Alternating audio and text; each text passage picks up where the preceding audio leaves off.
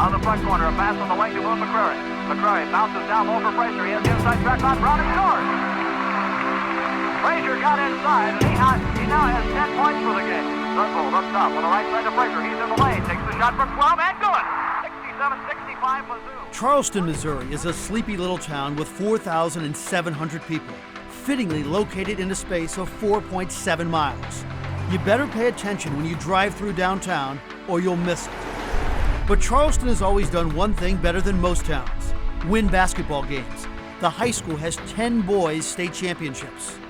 And the greatness begins on this little playground next to the junior high. When the weather is good, the place is packed all day and all night with kids playing hoops. And the most famous player of them all, and maybe the most famous person, period, from Charleston, is Ricky Ravine Frazier, who's nearly blind now, but at one time, he opened up a lot of eyes when he played. He's definitely a legend down in the boot hill. It just came easy to him. He's the best that I've seen or coached.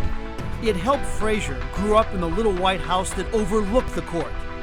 That way, Ricky Frazier's home away from home was only 20 yards away. How many hours a day would you be out on this playground? I don't know. A lot of times we get out of practice and we come back out here after practice, be out here until the dark. Sometimes the lights have to go off, we turn them back on. Take a break, go get something to eat, come back, just constantly. So Frazier led Charleston to their first state title, set a playoff scoring record in the process, and no one will ever wear number 44 again at Charleston High School. Most natural athlete, most natural basketball player that I had the fortune to work with. After a year at St. Louis University, Frazier became a Missouri Tiger, and the legendary status quickly extended precisely 258 miles from Charleston to Columbia. You know, he was a great teammate, but there was always like, I'm not going to mess with Ricky Frazier. I mean, no one would mess with Ricky Frazier. No one could jump with Ricky Frazier. No one. Still photos are perhaps the best way to gauge just how high this 6'4" forward could leap. I don't think anybody knew how high the guy could jump. Close to 40 inches. There was a rumor that he could take a quarter off the top of the backboard. Now, he never denied it, and he never did it. But if somebody would ask me, could he do it? I'd say, yeah, he could do it. He could do almost anything when he got in the air. Frazier claims the only player to block one of his shots ever was Patrick Ewing of Georgetown right here in 1982. Right then, that told me he wants to block shots all day. As Jim Croce sang, "Don't tug on Superman's cape," Frazier quickly adjusted and took Ewing and the Hoyas to school. Even though Georgetown won the game, Frazier was the best player on the floor with 24 points and 14 rebounds. Could anybody stop you when you were right? No. And not to be bragging or not to sound nothing like that, but I don't think so. Frazier was the Big 8 Player of the Year and an All-American in 1982. He helped to lead Missouri to 3 straight conference titles. And Frazier dominated the postseason All-Star games. Playing against the best seniors in the country, he was the MVP in 2 of the 3 contests. Because he was an undersized forward, scouts wondered about Ricky at the next level. But eventually, the Chicago Bulls picked him in the 2nd round. He broke his jaw late in the exhibition season with Chicago. He returned to Charleston, and he never felt like returning. I feel I should have done better. I shouldn't have sat on my hands and given up on myself. But a lot of times, you just get you can hang on for 10 years, or you can be like Ricky and be a player that just never really plays, and all of a sudden his opportunity's gone.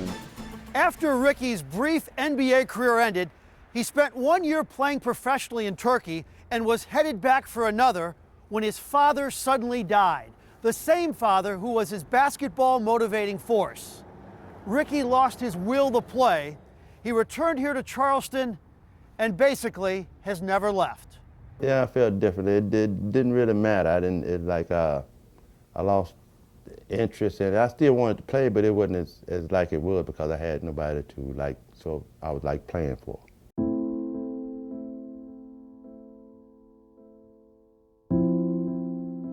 The glaucoma, which was caught too late, came 15 years ago with a fury.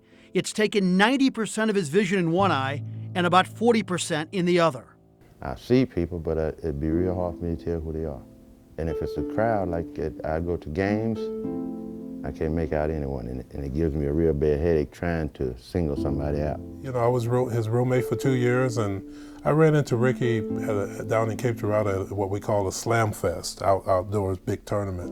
And that was, I had heard about it and talked to him, and I wasn't quite sure the extent of it, but he didn't really recognize me. He could see my silhouette, you know, but he didn't.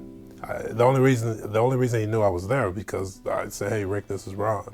So that was really sad. It's just heart-wrenching to see what has happened to the body of such a tremendous athlete.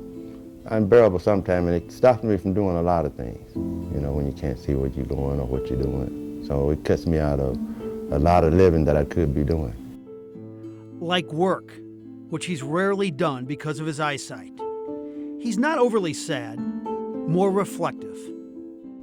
And let it be known that at age 53 and practically blind, Ricky Frazier can still knock down a jumper on his playground. You know, it's just sad. It just makes you wonder, you know, why things happen. I mean, why me?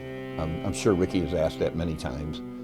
We all do that, but I just believe that the good Lord has a plan for everybody, and Ricky Frazier is a good person, and so I hope in the long run the good Lord takes care of him. Prince Bridges between the two circles, watched by John Goodson. Backdoor Ricky Frazier laying good.